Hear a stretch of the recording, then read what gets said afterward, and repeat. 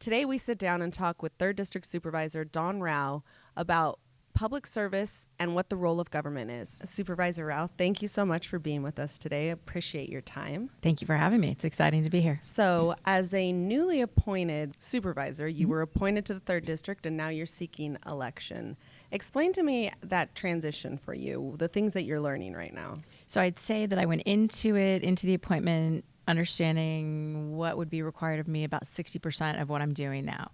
So the additional 40% was holy cow, I had no idea that was that big, that vast. And I think most of it are the ancillary committees that a supervisor sits on, like transportation and air quality and how cities are formed and all those all the things that we take for granted that you guys don't deal with. I mean, we just drive down the streets and turn on our water and don't think that there's people behind all of those decisions. Or that it's the role of the supervisor. You tell the story about how you got involved with public service and leadership. Can you explain that a little bit more? Can you tell that story again? Sure. My husband was killed, and the kids and I were at a crossroads. Where do we go? What do we do? And I thought it would be a cathartic thing to build a new home. It's hard to stay in the same home that we had shared as a family.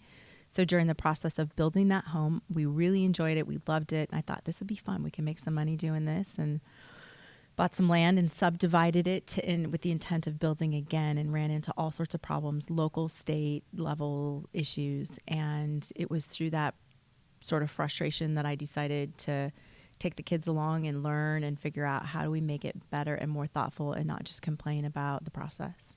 So that's sort of one door open the next to the next. So I know you mentioned that your husband was killed. He was in the military. He was an infantry officer. He joined the Marine Corps fresh out of high school and then went back in as an officer after he got his college degree. And on his second deployment back to Iraq, he was killed by a roadside bomb. So almost a little over 18 years of service. And it was a week into his second deployment. So we were really quite caught off guard by the whole thing. Oh my gosh. And that's that concept of giving the ultimate sacrifice, that's something that really, really resonates with law enforcement. Especially today. Especially today. You've lived through that. Explain to me if or how that steers kind of your decision-making or your leadership style. So it's interesting, and I've taught my children this, that you should always just sort of pretend that your father's standing next to you or my late husband standing next to me. Are the things that we're doing, is the way that we're acting, would it embarrass him? Would it make him proud? And if you kind of envision that as you move forward in life, are you giving honor to him, to his sacrifice? I love that your children think about your late husband and think of him.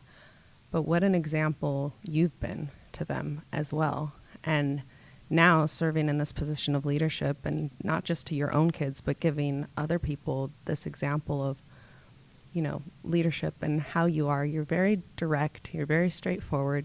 You're very honest and genuine. I think that resonates. But where does that come from you? Politics in general, I don't enjoy it. It's a game that some people play. To me, it's not. To me, I look at it, and the reason why I got involved is because I wanted to see something change and something be better for our community. And so it's not about the next office, the next who's going where and what's happening in the big chess game. And for me, it's about actually serving. So the difference between a politician and a public servant, and that's what I've tried to teach my kids. So at every step of the way, am I acting in a way that they would be proud? SEBA has endorsed you wholeheartedly. Which I appreciate. Thank you. I know that moving forward, you have some goals, some things you want to accomplish. Can you tell your constituents a little about that?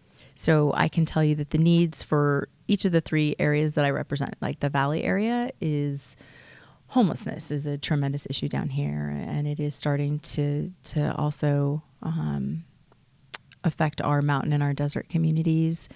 Our desert communities' needs are more challenging with vacation rentals, and we become super popular. So it's like Big Bear on a weekend. That's what the Morongo Basin feels like all the time now. And trying to get our code enforcement up and running so that our SO is not plagued with phone calls that are 911 on, there's another wedding, there's another, Airbnb person, and letting our sheriffs do what they do best, which is not code enforcement. So, and those, and then the mountain areas, completely different and unique set of circumstances up there. So in trying to identify, I guess I'm, like I said, fact finding, figuring out what the issues are, and then trying to implement them. So not one thing in particular, but a few different in all the areas. And of course, economic development, serving our veterans that have given to us, whether it's through workforce and placement or housing. So all those are on our top priority. Is there anything that we didn't cover that you wanted to talk about or that you are interested in sharing with this audience?